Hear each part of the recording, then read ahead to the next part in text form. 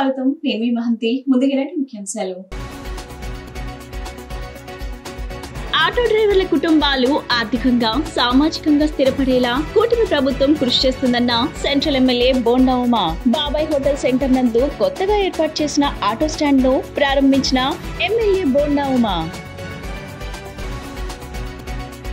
ప్రజా సమస్యల పరిష్కార వేదిక అర్జీలను త్వరితగతిన పరిష్కరించాలన్న జిల్లా కలెక్టర్ డాక్టర్ జి లక్ష్మీషా.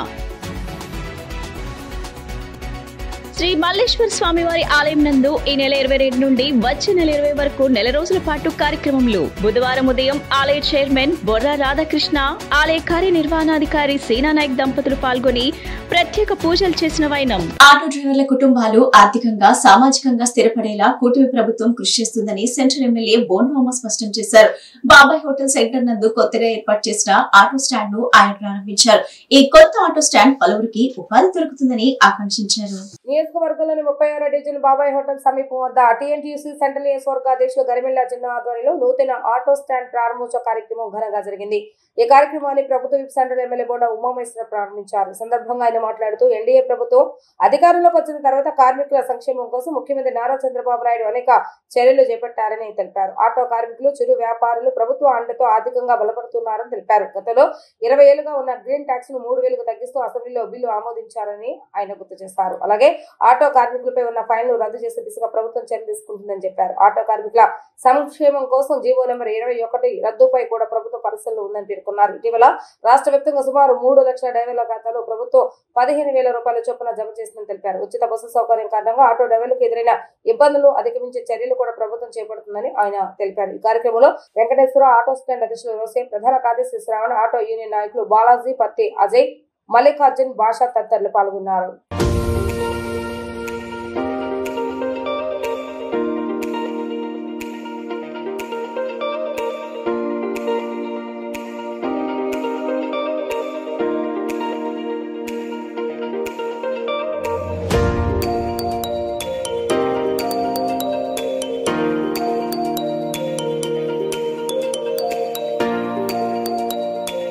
ప్రభుత్వం అధికారంలోకి వచ్చినాక ఇవాళ కార్మికులకి, అలాగే చిరు వ్యాపారులకి, ముఖ్యంగా మా ఆటో సోదరులకి, డ్రైవర్లకి, ఓనర్లకి ఒక అండ దొరికింది. ఒక అన్ని రకాలుగా ప్రభుత్వం నుంచి మద్దతు దొరికింది. ఇవాళ ఈ ప్రభుత్వం ఏదైతే ఎన్నికల ముందు చెప్పామో, ఎన్నికల ముందు చెప్పినటువంటి ప్రతి వాగ్దానాన్ని నెరవేర్చే విధంగా ముందుకెళ్తా ఉన్నాం. ఈరోజు గ్రీన్ ట్యాక్స్, గతంలో 20,000 ఉండే గ్రీన్ ట్యాక్స్ని తగ్గిస్తామని చెప్పాం. మొన్న అసెంబ్లీ సమావేశాల్లో దాన్ని బిల్లు పెట్టి 3,000 రూపాయలకు తీసుకొచ్చాం. అట్లాగే జీవో నెంబర్ 21 దాన్ని కూడా రద్దు చేయాల్సినటువంటి అవసరం ఉంది. దాన్ని కూడా న్యాయ నిపుణులు పర్యవేక్షిస్తూ ఉన్నారు. దాన్ని కూడా త్వరలో దాన్ని ఆటో వాళ్ళ మీద ఉన్నటువంటి ఫైన్స్ అన్నిటిని కూడా రద్దు చేసే విధంగా ముఖ్యమంత్రి గారు ఆల్రెడీ ఒప్పుకున్నారు. దాన్ని కూడా రద్దు చేస్తాం. ఆటోల మీద ఉన్నటువంటి ప్రతి ఫైన్ని కూడా రద్దు చేసే విధంగా ముందుకెళ్తాం.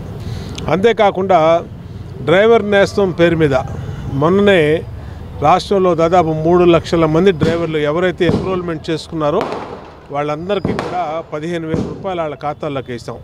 ఈరోజు సెంట్రల్ నియోజకవర్గంలో గాంధీనగర్లో ఒక బిజినెస్ ఏరియాలో చిట్టూరి హై స్కూల్ వద్ద కార్మికులు ఆటో స్టాండ్ పెట్టుకోవడానికి ఇబ్బంది పడుతూ ఉంటే సమస్యని ప్రెసిడెంట్ గారు అటువంటి రోసే గారు, సెక్రటరీ అయిన శ్రావణ కుమార్ గారు, బాలాజీ గారు, వీళ్ళంతా కూడా అజయ్, వీళ్ళంతా కూడా ఎమ్మెల్యే దగ్గరికి వచ్చాయా మాకు స్టాండ్ కావాలని అడిగితే పేదలకు అండగా ఉండే వ్యక్తి, కార్మికులను కంటికి రెప్పలా కాపాడుకునే వ్యక్తి, వెంటనే మీరు స్టాండ్ పెట్టండి, అన్ని మున్సిపల్ కార్పొరేషన్ వాళ్ళతోటి, పోలీసు వాళ్ళతోటి ఎటువంటి కావాలన్నా అన్నీ కూడా నేను చూస్తానని చెప్పి వెంటనే మాకు స్టాండ్ ఏర్పాటు చేసినందుకు హృదయపూర్వకంగా సెంట్రల్ నియోజకవర్గ టీఎన్టీసీ తరఫున మరియు చిట్టూరు హై స్కూల్ తరఫున బోండామారికి హృదయపూర్వక కృతజ్ఞతలు తెలియజేసుకుంటాను. ఈ కార్యక్రమానికి అందరికీ కూడా మాకు వెనకాతల నుండి అన్నదానాలు అందించిన మా సోమేశ్ గారికి, ఆటో కార్మికులందరికీ కూడా ప్రత్యేకంగా పేరు పేరున హృదయపూర్వక కృతజ్ఞతలు తెలియజేసుకుంటాను. ప్రజా సమస్యల పరిష్కార వేదిక అర్జీలను త్వరితగతిన పరిష్కరించాలని జిల్లా కలెక్టర్ లక్ష్మీజ అధికారులను ఆదేశించారు. PGRS అందరికీ ఇల్లు అంశాలపై భూ పరిపాలన శాఖ ప్రధాన కమిషనర్ జె జయలక్ష్మి బుధవారం నిర్వహించిన దృశ్య మాధ్యమ సమావేశంలో సంయుక్త కలెక్టర్ ఇలకియాతో కలిసి ఆయన పాల్గొన్నారు. సమావేశం అనంతరం కలెక్టర్ డాక్టర్ జి లక్ష్మీష మాట్లాడుతూ PGRS అర్జీల్లో అపరిష్కృతంగా ఉన్న వాటి వివరాల శాఖల వారీగా మండలాల వారీగా తెలియజేయాలన్నారు. అర్జీల పరిష్కార విషయంలో అలసత్వం చూపరాదని త్వరితగతిన పరిష్కరించాలని ఆదేశించారు. భూ సమస్యలపై ప్రత్యేక దృష్టి సారించాలన్నారు.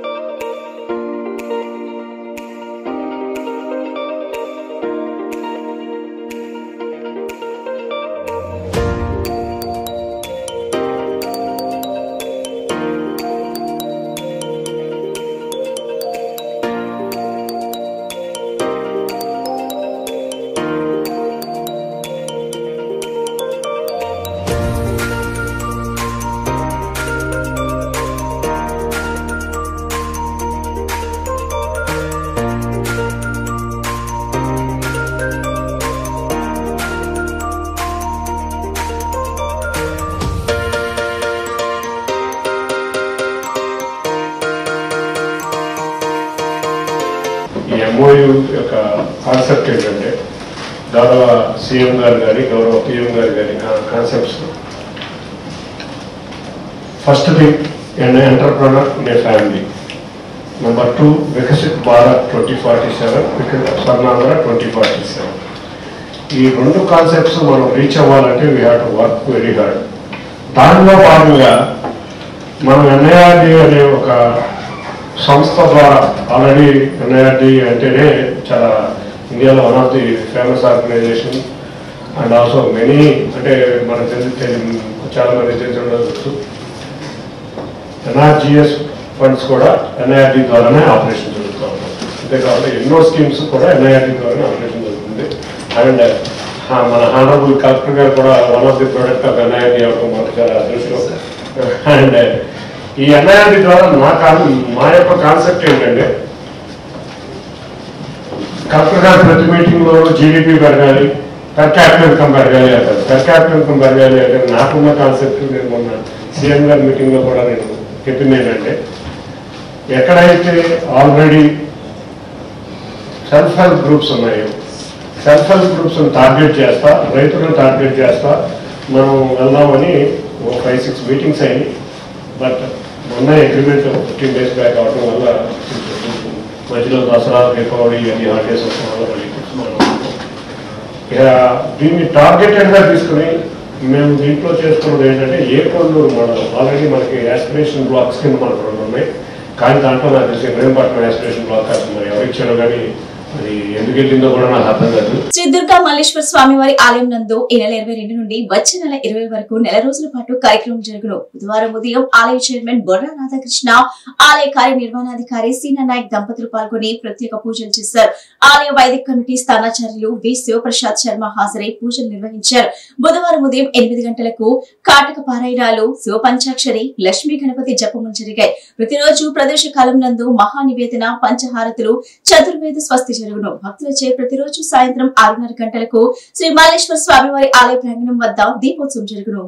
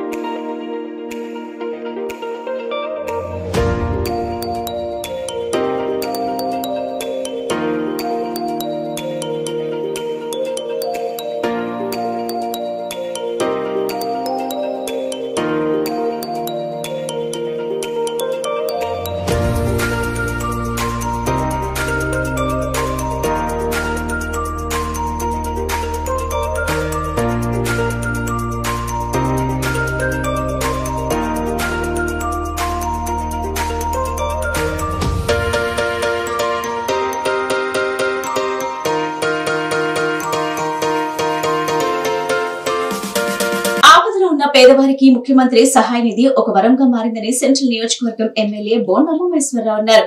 64వ డివిజన్ కు చెందిన 8 మందికి సుమారు 9,63,443 రూపాయల సొమ్మును చెక్కుల రూపంలో లబ్ధిదారులకు అందజేశారు. కులం, మతం, పార్టీ చూడకుండా అవసరమైన ప్రతి ఒక్కరికి ముఖ్యమంత్రి సహాయ నిధి మంజూరు చేస్తున్నారని వెల్లడించారు. విజయవాడ సెంట్రల్ నియోజకవర్గంలోని సింగనగర్ లోని ఎమ్మెల్యే క్యాంపు కార్యాలయంలో మంగళవారం సాయంత్రం సీఎంఆర్ఎఫ్ చెక్కుల పంపిణీ కార్యక్రమం నిర్వహించారు. ఈ కార్యక్రమంలో ప్రభుత్వ whip central MLA bonda Umameswara Rao పాల్గొని 8 మందికి మొత్తం 9,63,446 రూపాయల చెక్కులను పంపిణీ చేశారు. సందర్భంగా బోండా ఉమా మాట్లాడుతూ సెంట్రల్ లో అర్హులైన ప్రతి ఒక్కరికి సకాలంలో సహాయం అందేలా చర్యలు తీసుకుంటున్నామని చెప్పారు. ముఖ్యమంత్రి సహాయ నిధి కేవలం ఆర్థిక సహాయం మాత్రమే కాకుండా ప్రజలకు ఆపదలు ఉన్నప్పుడు అండగా నిలిచే భరోసా అని పేర్కొన్నారు. ప్రజల ఆరోగ్య భద్రత కోసం ప్రభుత్వం కట్టుబడి ఉందని, పేద మరియు మధ్యతరగతి కుటుంబాలు చికిత్సకు వెనుకాడకుండా ప్రభుత్వ పథకాలు సద్వినియోగం చేసుకోవాలని ఆయన పిలుపునిచ్చారు. ప్రతి అర్హుడికి ఈ సహాయం అందేలా కృషి చేస్తానని, సీఎంఆర్ఎఫ్ ద్వారా అనేక కుటుంబాలకు ఆర్థిక భద్రత కల్పించబోతుందని బోండా ఉమా తెలిపారు. సహాయం పొందిన లబ్ధిదారులు ఎమ్మెల్యే బోండా ఉమామేశ్వరరావుకు, ముఖ్యమంత్రి నారా చంద్రబాబు నాయుడుకు, తెలుగుదేశం ప్రభుత్వానికి ధన్యవాదాలు తెలిపారు. కార్యక్రమంలో ఎమ్మెల్యే కార్యాలయ కార్యదర్శి గంటా కృష్ణమోహన్, 64వ డివిజన్ అధ్యక్షులు కాకలు రవికుమార్, ప్రధాన కార్యదర్శి బాబు, టీడీపీ నాయకులు సాదం శ్రీనాథ్, పొన్నం శేషగిరి, 24వ డివిజన్ అధ్యక్షులు విజయాడ దుర్గారావు, గడ్డరాజు తదితరులు పాల్గొన్నారు. ముఖ్యమంత్రి సహాయ నిధి పేదలకి ఒక వరంలాగా మారింది. ఈ నియోజకవర్గ ప్రజలు ఎవరైతే నా కార్యాలయానికి, ఎమ్మెల్యే కార్యాలయానికి ఇచ్చేసి, మరి మా నాయకులు, డివిజన్ నాయకులు, లేదంటే కార్పొరేటర్లు, ఎక్స్ కార్పొరేటర్లు, మా పార్టీ నాయకులు, చైర్మన్లు వాళ్ళ ద్వారా వస్తున్నారో ప్రతి ఒక్కటి ముఖ్యమంత్రి కార్యాలయానికి తీసుకెళ్ళి ఆ కార్యాలయంలో వాళ్ళ సమస్యని అక్కడ చెప్పి ఆ సమస్యకి ఆర్థికంగా వాళ్ళని ఆదుకునే విధంగా కార్యక్రమాలు చేస్తూ ఉన్నాం. గత 16 నెలల్లో కోట్ల రూపాయలు ముఖ్యమంత్రి సహాయ నిధి తీసుకొచ్చాం. గత 5 సంవత్సరాల్లో ఒక్క చెక్కు కూడా ఎక్కడా కూడా రాల. ఇవాళ నేను వచ్చినాక ప్రతి నిత్యం ప్రతి డివిజన్లో ఏదో ఒక డివిజన్లో ఈ కార్యక్రమం తీసుకుంటున్నాం. ముఖ్యమంత్రి సహాయ నిధి ఇస్తూ ఉన్నాం. ఇవాళ ఆయితీ ఈ పాపకి క్యాన్సర్ వచ్చింది, ఇంటర్మీడియట్ చదువుతూ ఉంది. మరి తల్లిదండ్రులు దాదాపు 30 లక్షల రూపాయల పైన ఖర్చు పెట్టారు. మా కార్యాలయానికి సంప్రదిస్తే మరి వీళ్ళని తీసుకెళ్ళి ముఖ్యమంత్రి సహాయ నిధి వీళ్ళ బిల్స్ అని సబ్మిట్ చేసి ఈరోజు 7 లక్షల రూపాయలు వాళ్ళ సీఎం నుంచి చెక్కు రాపిచ్చి వాళ్ళకి ఎటువంటి ఇబ్బంది లేకుండా, వాళ్ళు ఏ ఆఫీస్ చుట్టూ తిరగల, మా ఆఫీస్లో కాగితాలు ఇచ్చి వెళ్ళిపోయారు. మా 64వ డివిజన్ అధ్యక్షుడు రవి కానీ, మా శ్రీనాథ్ కానీ, మా గిరి కానీ, శేషగిరి కానీ, అలాగే మా డివిజన్ నాయకులు కానీ వీళ్ళు వాళ్ళకి ద్వారా వచ్చి మా కార్యాలయంలో బిల్స్ ఇచ్చి వెళ్ళిపోతే ఇవాళ ఆ బిల్స్ని సీఎం గారి దృష్టికి తీసుకెళ్ళి వాళ్ళకి చెక్కు రాపిచ్చి 7 లక్షల రూపాయలు సహాయం చేసాం. ఈరోజు సెంట్రల్ నియోజకవర్గం ఎమ్మెల్యే బోండా ఉమామేశ్వరరావు గారి ఆఫీస్లో 64వ డివిజన్కి సంబంధించిన సీఎంఆర్ రిలీఫ్ ఫండ్ చెక్స్ దాదాపుగా ఒక 10 లక్షల రూపాయలు 6గురికి ఈరోజు ఉమామేశ్వరరావు గారి చేతుల మీదుగా అందించడం జరిగింది. అలాగే 10 లక్షల రూపాయలు 6గురికి ఒక్క ఈవిడికే 7 లక్షల రూపాయలు, దాదాపుగా ఒక 30 లక్షల రూపాయలు వీళ్ళకి ఖర్చు అయింది హాస్పిటల్లో. దాని తాలూకా 7 లక్షల రూపాయలు సీఎం రిలీఫ్ ఫండ్ ద్వారా ఎమ్మెల్యే గారు ఇది ఇప్పించడం జరిగింది. ఈ విషయంలో 64వ డివిజన్ ప్రజలు చాలా సంతోషకరంగా ఉన్నారు. మాది 64వ డివిజన్ అండి. మా చెల్లిగారి పాపకి చాలా పెద్ద అనుకోని ఆపదే వచ్చింది మాకు. కానీ మన సీఎం గారు చాలా మంచి మనసుతోటి మనకింత సహాయం చేస్తారని మేము అనుకోలేదు. మాకు 30 లక్షల దాకా అయిందండి. కానీ 7 లక్షలు ఇలా మనం తిరగకుండానే మన బొండా ఉమ గారు ఆఫీస్కి ఇలా వచ్చి మనం ఇలా పెట్టంగానే మాకు చేతికి ఇలా రవి గారు పిలిచి మాకు చేతికి అందించారండి. ఇది మాకు అసలు ఎంత సంతోషంగా ఉందంటే అంత సంతోషంగా ఉందండి. మాకు ఎంత వస్తుందని కూడా మేము అనుకోలేదు. అసలు చాలా సంతోషపడ్డాము. రవి గారికి చాలా థ్యాంక్స్ అండి. బొండా ఉమన్న గారికి అసలు మరీ థ్యాంక్స్ చెప్తున్నాము. ఆయన సహాయం లేనిదే మాకు ఇది రాదండి. అసలు చాలా సంతోషంగా ఉన్నాం మేమందరం. అయితే సీఎం గారికి, పవన్ కళ్యాణ్ గారికి కూడా చాలా ధన్యవాదాలు చెప్తున్నామండి మేము. పండుగ పర్వదినాలను దృష్టిలో ఉంచుకొని ప్రయాణికుల సౌకర్యార్థం విజయవాడ డివిజన్ 263 ప్రత్యేక రైళ్లు నడుపుతున్నట్లు విజయవాడ డివిజన్ డిఆర్ఎం మోహిత్ సునాకియా తెలిపారు. పండుగ డిమాండ్ తీర్చడానికి భారతీయ రైల్వేలు దేశవ్యాప్తంగా 12,011 కంటే ఎక్కువ ప్రత్యేక రైళ్లు నడపాలని ప్రణాళిక వేసింది. వీటిలో 973 రైళ్లు దక్షిణ మధ్య రైల్వేకి చెందినవి, 263 రైళ్లు విజయవాడ డివిజన్ కు చెందినవని చెప్పారు. సెప్టెంబర్ 21వ తేదీ నుంచి నవంబర్ 30వ తేదీ వరకు మొత్తం 1277 ప్రత్యేక రైళ్లు డివిజన్ ద్వారా నడుస్తాయని వివరించారు. ప్రయాణికులకు ఇబ్బంది లేని సేవను అందజేయడానికి మేము పూర్తిగా సిద్ధంగా ఉన్నామని తెలిపారు. ఈ డివిజన్ రియల్ టైం పర్యవేక్షణ కోసం war rooms rail Madad sales ను బలోపేతం చేసింది. ఐఆర్టీసీతో ఆన్ బోర్డ్ క్యాటరింగ్ సమన్వయాన్ని నిర్ధారించింది. స్టేషన్ లో రైల్లో అగ్నిమాపక భద్రతా తనిఖీలను కఠినం చేశామని వివరించారు. In view of the festival season, South Central Railway Vijayawada Division has made extensive arrangements to handle the extra rush and crowd going to their homes and returning from their homes for this festival season to celebrate Diwali, Dashera and Chhath Puja. These arrangements include a number of special trains which are run. Approximately more than 12,000 trains, special trains were run by Indian Railways in this period, and in South Central Railway we have run to the tune of 30% holiday special trains to cater to the demand of the passengers.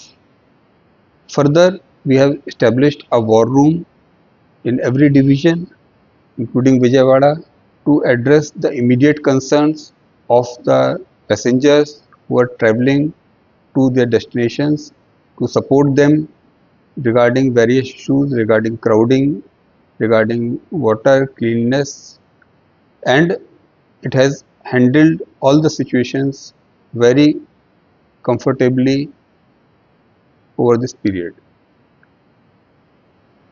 Holding areas have been established, separate booking counters have been established, additional arrangements for ATVM to cater to the needs of the passengers were established across the division, and there was no crowding or disruption in rail service during this period.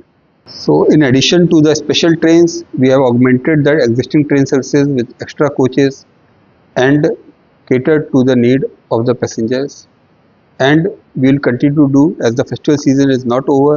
The Chhath Puja is still there, and the return passengers from the Chhath and Diwali, the load will be there on the division.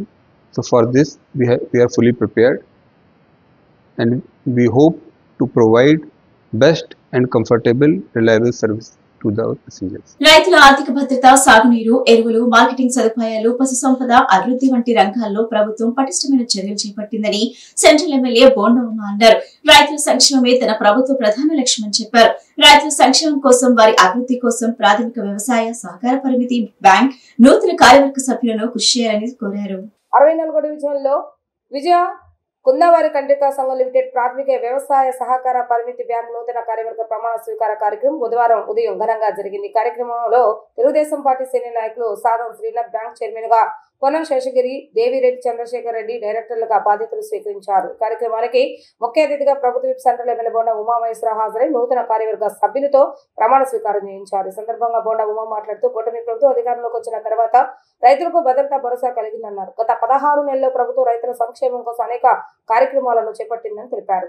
YCP ప్రభుత్వ కాలంలో బియ్యం అమ్మినా రైతులకు డబ్బులు ఆలస్యంగా అందేవని గుర్తు చేశారు. ప్రస్తుత ప్రభుత్వం 1250 కోట్ల రూపాయలు రైతుల ఖాతాలకు జమ చేస్తుందని, అలాగే రైతన్న నేస్తం పథకం కింద ఎకరాకు సంవత్సరానికి 20,000 అందించేందుకు తొలి విడతగా 7,000 చొప్పున రైతుల ఖాతాలో జమ చేస్తామని తెలిపారు. రాష్ట్ర వ్యాప్తంగా యూరియా కొరత ఉన్నప్పటికీ సెంట్రల్ నియోజకవర్గంలోని గ్రామాల్లో ఎటువంటి ఇబ్బంది లేకుండా రైతులకు ఎరువులు అందించామని చెప్పారు. రైతుల చెరువులు నింపి సాగునీటి సౌకర్యం కల్పించడం ద్వారా పాడి రైతులు, మహిళా రైతులు విజయవంతంగా రాణిస్తున్నారని పేర్కొన్నారు.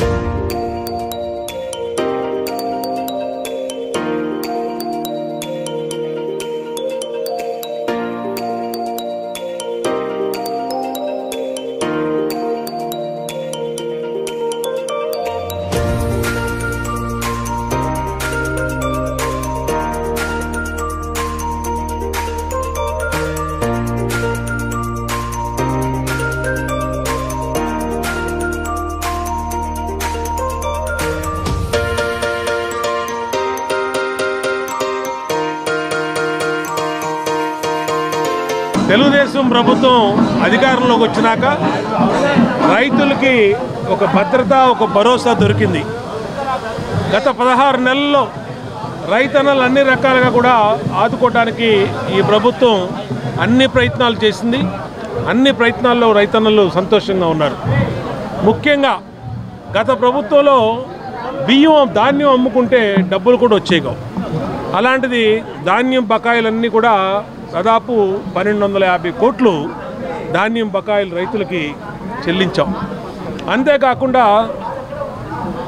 రైతన్న నేస్తం పేరు మీద సంవత్సరానికి 20,000 రూపాయలు రైతన్నలకి ఎకరాకి ఇస్తామని చెప్పాం. ఇచ్చిన మాట ప్రకారం తొలి విడత 7,000 రూపాయలు వాళ్ళ ఖాతాల్లో వేసాం. మరి రాష్ట్రం అంతా యూరియా దొరకట్లేదు, తీవ్రమైనటువంటి ఇబ్బందులు పడుతున్నారని అన్నారు. మా రైతన్నలకి ఈ 6 గ్రామాల్లో ఎక్కడా కూడా ఒక్క రోజు కూడా ప్రాబ్లం లేకుండా రైతన్నలకి యూరియా అంతా కూడా సప్లై చేసాం. అట్లాగే అన్ని రకాలుగా రైతన్నలకి వాళ్ళ చెరువులు నింపాం, నీళ్ళు ఇస్తున్నాం. పాడి రైతులు ముఖ్యంగా ఈ గ్రామం బ్రహ్మాండంగా పాడి రైతులు, మా మహిళా రైతక్కలు, చెల్లెమ్మలు బ్రహ్మాండంగా పాడి నెంబర్ 1లో అత్యధిక దిగుబడి ఈ ప్రాంతం ఇస్తుందంటే అది మా రైతన్నలకి అన్ని రకాలుగా ప్రభుత్వం అండగా ఉండబట్టి. మా మీద ఎంతో నమ్మకంతో మా అన్నగారైన బోండా ఉమామహేశ్వరరావు గారు ఈ బాధ్యతలు మాకు అప్పగించడం జరిగింది. భవిష్యత్తులో ఆయనకి ఎటువంటి చెడ్డ పేరు రాకుండా ఇక్కడ ఎటువంటి ఏమి అందరికీ రైతులకు అందరికీ ఉపయోగపడే విధంగా అందరికీ అన్ని విధాలుగా అన్ని సౌకర్యాలు కలిగిస్తూ అన్ని విధాలుగా ఈ బ్యాంకు అభివృద్ధిని ముందుకు తీసుకెళ్తాము. అదేవిధంగా మా అన్నగారి నమ్మకం మేరకు దీన్ని ఇంకా అభివృద్ధి పదంలోకి తీసుకొస్తాము. గోల్డ్ రేట్లు విపరీతంగా పెరిగిపోయినందున గోల్డ్ పెట్టుకోవడానికి ప్రతి మహిళ బయటికి బ్యాంకుల దగ్గర కానీ ప్రైవేట్ బ్యాంకర్ల దగ్గర కానీ ఎక్కడికైనా వెళ్ళి పెట్టుకోవడానికి చాలా ఇబ్బంది పడుతున్నారు.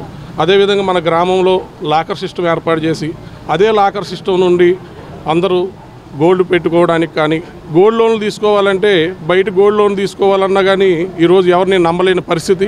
అలాంటిది మన గ్రామంలో మనందరం దగ్గర మన గోల్డ్ మొత్తం మన బ్యాంకులోనే పెట్టుకొని గోల్డ్ తీసుకెళ్లే సౌకర్యం కల్పిస్తాము. ఈరోజు 64వ డివిజన్ కుందావరి కండ్రిక గ్రామంలో బోండా ఉమామహేశ్వరరావు గారు ఈ సొసైటీ బ్యాంక్కి సంబంధించిన చైర్మన్ అలాగే డైరెక్టర్లని ఈ ప్రమాణ స్వీకారం చేయించారు. ఈరోజు అందరికీ శుభాకాంక్షలు తెలియజేశారు.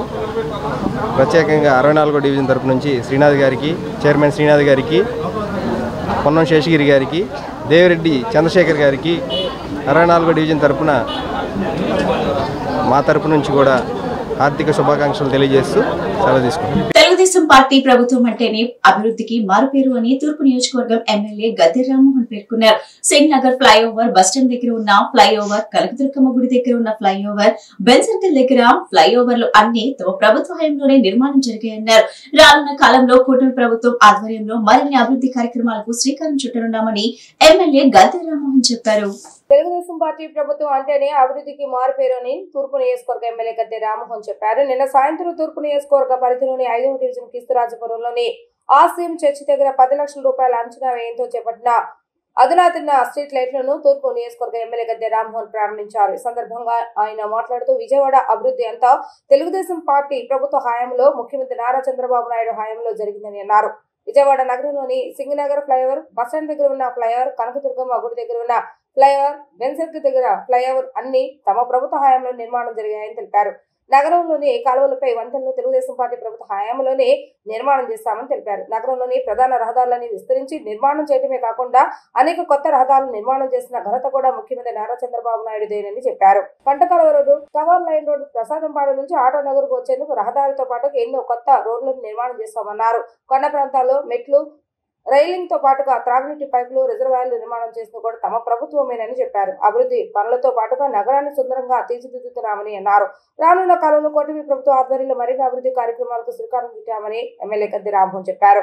5 సంవత్సరాల వైఎస్ఆర్సీపీ ప్రభుత్వ హయాంలో విజయవాడ నగరంలో చేసిన అభివృద్ధి ఏమీ లేదని అన్నారు.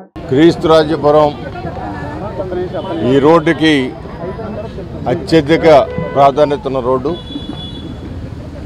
ఈ రోడ్డుకి కాదు విజయవాడ నగరానికి వెలుగులు తెచ్చింది నారా చంద్రబాబు నాయుడు గారు 2014లో విడిపోయిన రాష్ట్రానికి ముఖ్యమంత్రి అయినప్పుడు ఎల్ఈడి అనే ఒక కొత్త వ్యవస్థని మన రాష్ట్రంలో ఇంట్రొడ్యూస్ చేసి గతంలో ఎక్కడా లేని విధంగా ఆ రోజున అంత ఎల్ఈడి లైట్లు ఏర్పాటు చేసుకోవడం జరిగింది. ఆ రోజు నుంచి నగరంలో నలుమూలల ప్రధాన రోడ్లు, చిన్న చిన్న రోడ్లు, మారుమూలన రోడ్లతో సైతం కూడా ఎల్ఈడి బల్బులతో కొత్త వెలుగులు తీసుకొచ్చిన నారా చంద్రబాబు నాయుడు గారు మరలా 2024లో మరలా విజయం సాధించిన తర్వాత ఈ లైటింగ్ మరింత కళ హై వోల్టేజ్తో పట్టపగలాగా కనపడే విధంగా ఉండేదానికి లైట్లు ఏర్పాటు చేసుకోవడం జరిగింది. ఈరోజు ఇక్కడ ఈ రోడ్డుకి 10 లక్షల రూపాయల వ్యయంతో మంచి హై వోల్టేజ్ లైట్లు వేసుకోవడమే కాకుండా నగరంలో ప్రధాన కూడల్లో ట్రైమాక్స్ లైట్లని అవి కూడా ఏర్పాటు చేసుకోవడం జరుగుతోంది. నారా చంద్రబాబు నాయుడు గారు ఆ రోజున ఇచ్చిన ప్రత్యేకమైన నిధులతో 2014-19లో ఈ రోడ్డు నిర్మాణం చేసుకున్నాం. గత 5 సంవత్సరాల నుంచి జగన్మోహన్ రెడ్డి గారి పాలనలో ఈ రోడ్డు మీద బ్లాక్ ట్యాప్ వేయలేకపోయారు. మరలా ఈ రోడ్డుకి మరలా వైభవం తీసుకురావడానికి ఈరోజున ₹1 కోటి బ్లాక్ ట్యాప్ ఏర్పాటు చేసుకోవడానికి కూడా నిధులు సమీకరించుకోవడం జరుగుతోంది. క్రీస్తురాజపురం ప్రాంతంలో మంచినీళ్లు కానివ్వండి, రోడ్లు కానివ్వండి, మరి మెట్ల మార్గం కానివ్వండి. రాష్ట్రంలో మెడికల్ కాలేజీల ప్రైవేటీకరణకు వ్యతిరేకంగా నిరసనలకు వైసీపీ సిద్ధమైంది. ఇందులో భాగంగా ఈ నెల 28న అన్ని అసెంబ్లీ నియోజకవర్గాల్లో ధర్నాలు చేపట్టాలని నిర్ణయించింది. ఈ మేరకు తాడేపల్లిలోని పార్టీ కేంద్ర కార్యాలయంలో వైసీపీ నేతలు పోస్టర్లు విడుదల చేశారు. ఈ కార్యక్రమంలో party state coordinator Sajjala Ramakrishnareddy, ఎమ్మెల్సీలు లేల అప్పిరెడ్డి, అరుణ్ కుమార్, మాజీ మంత్రి వెల్లంపల్లి శ్రీనివాస్, కారుమూరి నాగేశ్వరరావు, చెల్లుబోయిన వేణుగోపాల్ కృష్ణ తదితరులు పాల్గొన్నారు. ఈ సందర్భంగా సజ్జల రామకృష్ణారెడ్డి మాట్లాడుతూ వైఎస్ జగన్ హయాంలో 7 మెడికల్ కాలేజీలు పూర్తి అయ్యాయని తెలిపారు. అబద్దాలు చెప్పి దబాయించడం చంద్రబాబు నాయుడుకు అలవాటే అని వ్యాఖ్యానించారు. మెడికల్ కాలేజీల ప్రైవేటీకరణను అన్ని వర్గాల ప్రజలు వ్యతిరేకిస్తున్నారని చెప్పారు. వైఎస్ జగన్ ఒకేసారి 17 మెడికల్ కాలేజీలకు శంకుస్థాపన చేశారని, వాటిలో కోవిడ్ తర్వాత 5 మెడికల్ కళాశాలలను పూర్తి చేశారని తెలిపారు. కూటమి మెడికల్ కాలేజీల ప్రైవేటీకరణను ఆపే వరకు వైసీపీ పోరాటం చేస్తుందని అన్నారు. మెడికల్ కాలేజీల ప్రైవేటీకరణ దుర్మార్గ చర్య, దీనిపై ప్రజలు కూడా వ్యతిరేకత బాగా పెరిగిందని తెలిపారు. ప్రభుత్వం వెనక్కు తగ్గే వరకు పోరాటం చేస్తామని, ఇది రాజకీయాల కోసం కాదు, రాష్ట్ర భవిష్యత్తు కోసమని చెప్పారు. ఈ నెల 28వ తేదీన అన్ని అసెంబ్లీ నియోజకవర్గాల్లో నిరసన ర్యాలీలు చేస్తాం, ప్రజాస్వామ్య వాదులంతా హాజరు కావాలని వారు పిలుపునిచ్చారు. రాష్ట్రంలో ప్రభుత్వ మెడికల్ కళాశాలలను ప్రైవేటు వ్యక్తులకు అప్పజెప్పే దుర్మార్గపు ఆలోచన చేసిన చంద్రబాబు కూటమి ప్రభుత్వానికి వ్యతిరేకంగా ఆ ప్రతిపాదనను ఇమీడియట్గా ఉపసంహరించుకోవాలని, అలాగే జగన్మోహన్ రెడ్డి గారి హయాంలో మొదలుపెట్టిన 17 మెడికల్ కాలేజీలు పూర్తిగా ప్రభుత్వ రంగంలోనే కొనసాగాలని, ఈ డిమాండ్తో దీని గురించి ప్రజల్లో చైతన్యం తీసుకొచ్చి ఇప్పటికే ఏదైతే వ్యతిరేకత పెళ్ళుబుకి రాష్ట్ర వ్యాప్తంగా వ్యక్తం అవుతోందో అది సంతకాల రూపంలో 1 కోటి సంతకాలుగా తీసుకొని రాష్ట్ర గవర్నర్కు ప్రజల తాలూకు ఏదైతే అభిప్రాయం ఉందో బలంగా వినిపించాలని ఈ కార్యక్రమం ఒక సంతకాల సేకరణ ఏదైతే జరుగుతూ ఉంటుందో అదే సమయంలో ర్యాలీలు, ఈ వర్గాల నుంచి వచ్చే మద్దతును కూడగట్టుకుంటూ మేధావులు, విద్యార్థులు, యువకులు అందరినీ కలుపుకుంటూ భవిష్యత్ తరాలు ఎంత నష్టపోతాయో తెలిసే రకంగా ఓ పక్క ప్రచారం చేస్తూ ర్యాలీల రూపంలో ఎక్కడికక్కడ ఒక తేదీ పెట్టుకుని రాష్ట్రమంతా జరపాలని వైఎస్ఆర్ కాంగ్రెస్ పార్టీ నిర్ణయించుకున్న దాంట్లో భాగంగా ఇప్పటికే సంతకాల ఉద్యమం మొదలైంది. అన్ని నియోజకవర్గాల్లో కింది స్థాయి వరకు నాయకులు కదిలారు. చాలామంది స్వచ్ఛంద సంస్థలు, సివిల్ సొసైటీ అంటే వివిధ సంఘాలు, ప్రజా సంఘాలు వాళ్ళు కూడా పార్టిసిపేట్ చేస్తున్నారు. ఇది మేము ఎట్టి పరిస్థితుల్లో ఒప్పుకోమని వాళ్ళు ముందుకు వస్తున్నారు. వాళ్ళు స్వచ్ఛందంగా ఈ సంతకాలకు సంబంధించిన కార్యక్రమంలో పార్టిసిపేట్ చేయడమే కాకుండా సంతకాల సేకరణలో కూడా పార్టిసిపేట్ చేస్తున్నారు. రాష్ట్రం అంతటా కూడా ఈ ఉద్యమం ఒక జాతరలాగా మొదలై సాగుతోంది. ఇప్పటికే పశ్చిమ నియోజకవర్గంలో సమస్యలు కోకలలుగా ఉన్నాయని సిపిఎం ఫ్లోర్ లీడర్ బోయ సత్యబాబు ఆరోపించారు. సమస్యల పరిష్కారం కోరుతూ ఈ నెల 27న విఎంసీ సర్కిల్ 1 కార్యాలయం ఎదుట పెద్ద ఎత్తున నిరసన చేపడుతున్నామని వెల్లడించారు. ప్రజా సమస్యల పరిష్కారం కోసం నిర్వహించే ఈ నిరసన కార్యక్రమంలో నియోజకవర్గ ప్రజలందరూ పాల్గొని జయప్రదం చేయాలని పిలుపునిచ్చారు. పశ్చిమ నియోజకవర్గంలో పేరుకుపోయిన ప్రజా సమస్యలను పరిష్కరించాలని డిమాండ్ చేస్తూ సిపిఎం ఆధ్వర్యంలో ఈ నెల 27వ తేదీన నగరపాలక సంస్థ సర్కిల్ 1 కార్యాలయం వద్ద నిరసన కార్యక్రమాన్ని నిర్వహిస్తున్నట్లుగా సిపిఎం ఫ్లోర్ లీడర్ బోయ సత్యబాబు వెల్లడించారు. 1 టౌన్లోని మోటూరి హనుమంతరావు గ్రంథాలయంలో ఏర్పాటు చేసిన విలేకరుల సమావేశంలో నిరసన కార్యక్రమానికి సంబంధించిన పోస్టును ఆవిష్కరించారు. పశ్చిమ నియోజకవర్గంలోని ప్రజలు తీవ్రమైన ఇబ్బందులు పడుతున్నారని, ముఖ్యంగా మంచినీటి సమస్య తీవ్రంగా ఉందని, నగరంలో పలు ప్రాంతాల్లో మంచినీరు రంగుమారి బురదగా వస్తుందని తెలిపారు. మంచినీటి పైప్ లైన్లు పాడవకపోవడమే ఈ సమస్యకు కారణమని చెప్పారు. అంతేకాక చిన్న వర్షానికి నియోజకవర్గంలో రోడ్లు మునిగిపోతున్నాయని, వెంటనే స్ట్రాంగ్ వాటర్ డ్రైన్ల నిర్మాణాన్ని చేపట్టాలని డిమాండ్ చేశారు. డ్రైనేజీలో పేరుకుపోయిన పొడుగును తొలగించకపోవడం వల్ల నీరు నిలిచిపోతుందని, దీంతో దోమలు, అంటువ్యాధులు ప్రబలే అవకాశం ఉందని ఆందోళన వ్యక్తం చేశారు. ఈ సమస్యలను కౌన్సిల్ దృష్టికి తీసుకెళ్లినా పట్టించుకోవడం లేదని సత్యబాబు ఆరోపించారు.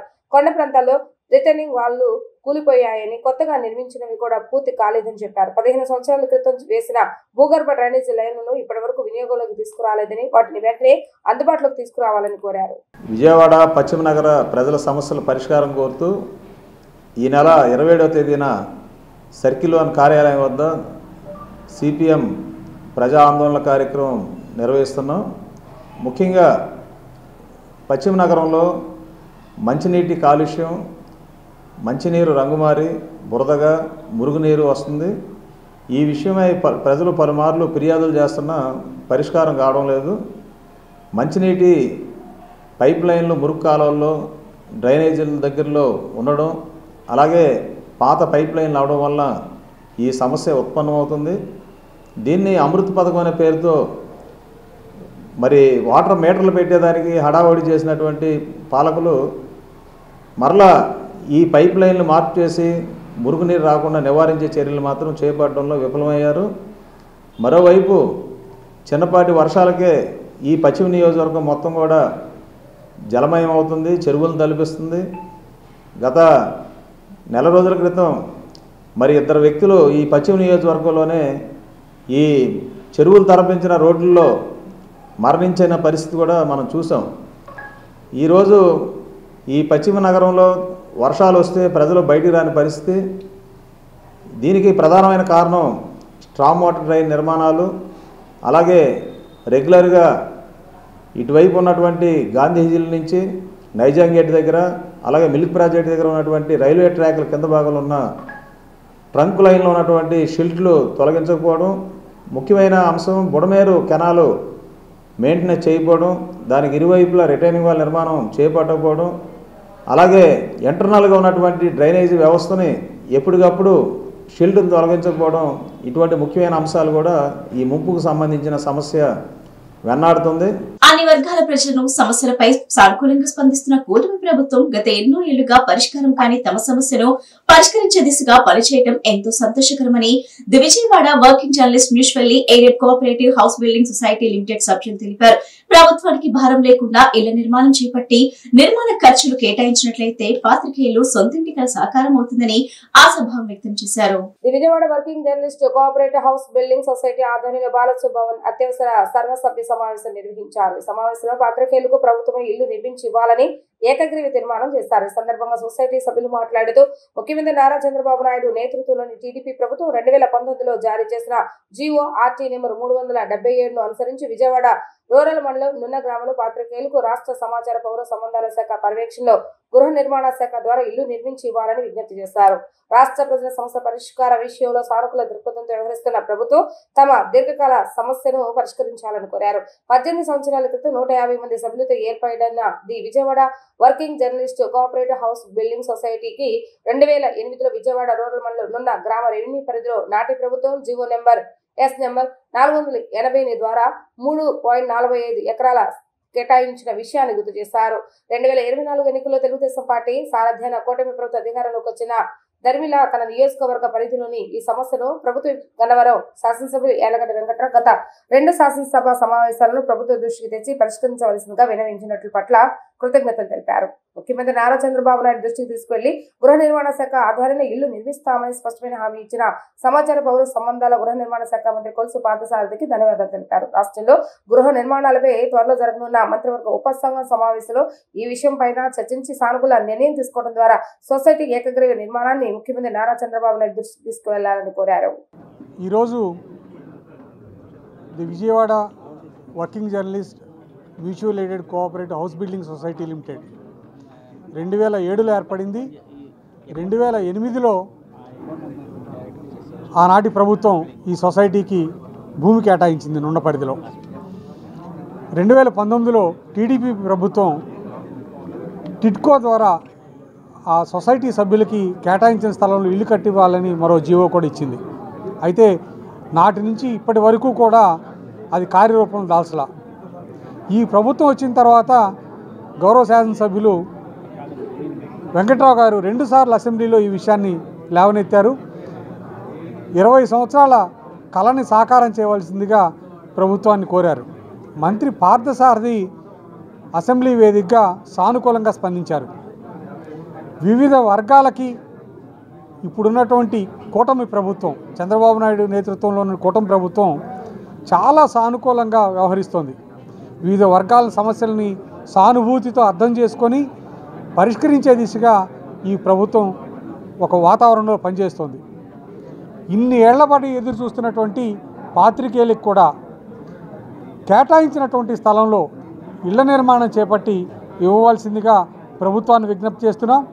ఆ దిశగా ఈరోజు జరిగినటువంటి సర్వసభ్య సమావేశం ఏకగ్రీవంగా తీర్మానం చేసింది.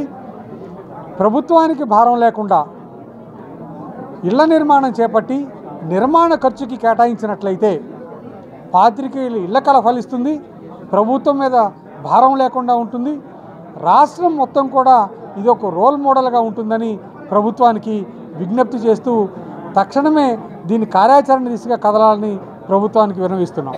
సాగునీటి ప్రాజెక్టుల కోసం నిబద్ధతతో సుబ్బరాయుడు పనిచేశారు అని, రాయలసీమ ప్రాజెక్ట్స్ పై ఎంతో అధ్యయనం చేసిన గొప్ప వ్యక్తి సుబ్బరాయుడు అని మాజీ ఐపీఎస్ అధికారి ఏబి వెంకటేశ్వరరావు చెప్పారు. రాయలసీమలో అసంపూర్ణంగా మిగిలిపోయిన ప్రాజెక్టులు ఎలా పూర్తి చేయాలనే దానిపై ఎన్నో అధ్యయనాలు చేశారు. నగరంలోని ఒక ఫంక్షన్ హాల్లో ఆలోచన పనుల వేదిక ఆధ్వర్యంలో రాయలసీమ సాగునీటి ప్రాజెక్టులపై అవిశ్రాంతంగా కృషి చేసిన ఇంజనీర్ ఎం సుబ్బారాయుడు సంస్మరణ సభ కార్యక్రమాన్ని నిర్వహించారు. కార్యక్రమానికి హాజరైన మాజీ ఇంటెలిజెంట్ డీజీ ఏబి వెంకటేశ్వర ఆలోచన పనుల వేదిక సభ్యులు పాల్గొన్నారు. ఈ సందర్భంగా ఏబి వెంకటేశ్వరరావు మాట్లాడుతూ ఏడాది కృష్ణా జలాలు ఎవరికి ఉపయోగపడలేదని తెలిపారు. 2 రాష్ట్రాల అలసత్వం కారణంగా కృష్ణా జలాలు వృధాగా పోతున్నాయని, తెలంగాణ కాళేశ్వరం కోసం, ఆంధ్రప్రదేశ్ పోలవరం, బనకచెర్ల ప్రాజెక్టుల కోసం పోటాపోటీగా పనిచేస్తున్నాయని చెప్పారు. ఏపీలో నదుల నుండి వచ్చిన నీటిని వచ్చినట్టు వాడుకుంటేనే వ్యవసాయ స్థిరీకరణ జరుగుతుందని, రాయలసీమలో ఇప్పటికే వాణిజ్య పంటలకు నీరు అందటం లేదన్నారు. ఎన్ని చోట్ల రిజర్వాయర్స్ కట్టుకుంటే ఎన్ని నీళ్లు ఒడిచిపట్టుకుంటామో అనే అవగాహన కూడా రాష్ట్ర ప్రభుత్వానికి ఉండటం లేదని ఎద్దేవా చేశారు.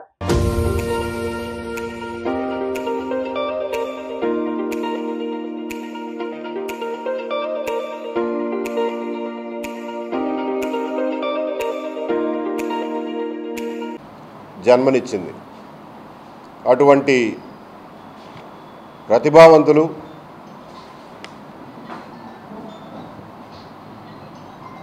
రాష్ట్రం పట్ల చాలా నిబద్ధత కలిగినటువంటి వ్యక్తుల్లో సుబ్బారాయుడు గారు ఒకరు. రాయలసీమకు సంబంధించిన వ్యక్తి. ఇరిగేషన్ డిపార్ట్మెంట్లో పూర్తికాలం పనిచేసి 20 సంవత్సరాల క్రిందట రిటైర్ అయిన తర్వాత కూడా ఎవరి నుంచి ఏమీ ఆశించకుండా తనకున్న జ్ఞానాన్ని రాష్ట్ర అభివృద్ధి కోసం, ముఖ్యంగా రాయలసీమలో నీటిపారుదల రంగం అభివృద్ధి కోసం అవిశ్రాంతంగా ఒక కాలు లేక కర్ర కాలు పెట్టుకుని చుట్టూ మ్యాపులు, పుస్తకాలు, కాగితాలు పెట్టుకుని చివరి రోజు వరకు కూడా తనకు తెలిసిన జ్ఞానాన్ని ప్రజల కోసం ఉపయోగించాలని తపన పడిన అరుదైన వ్యక్తుల్లో ఒకరు సుబ్బారాయుడు గారు.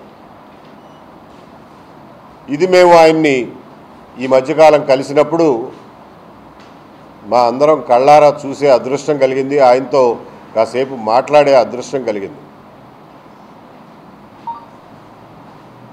ఆయన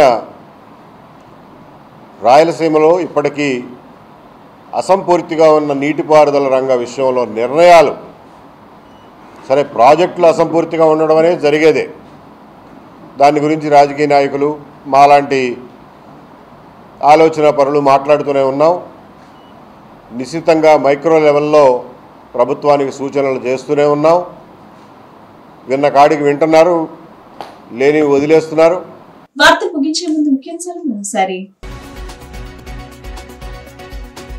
ఆటో డ్రైవర్ల కుటుంబాలు ఆర్థికంగా, సామాజికంగా స్థిరపడేలా కూటమి ప్రభుత్వం కృషి చేస్తుందన్న సెంట్రల్ ఎమ్మెల్యే బోండా ఉమ. బాబాయ్ హోటల్ సెంటర్ నందు కొత్తగా ఏర్పాటు చేసిన ఆటో స్టాండ్ ను ప్రారంభించిన ఎమ్మెల్యే బోండా ఉమ. ప్రజా సమస్యల పరిష్కార వేదిక అర్జీలను త్వరితగతిన పరిష్కరించాలన్న జిల్లా collector doctor G Lakshmisha. Sri Malleswara స్వామివారి ఆలయం నందు ఈ నెల 22 నుండి వచ్చే నెల 20 వరకు నెల రోజుల పాటు కార్యక్రమంలో బుధవారం ఉదయం ఆలయ చైర్మన్ బొర్రా రాధాకృష్ణ, ఆలయ కార్యనిర్వహణాధికారి సేనా నాయక్ దంపతులు పాల్గొని ప్రత్యేక పూజలు చేసిన వైనం. ఈ బులెటిన్ ఇంతటితో సమాప్తం. తిరిగి మరో బులెటిన్ కలుద్దాం.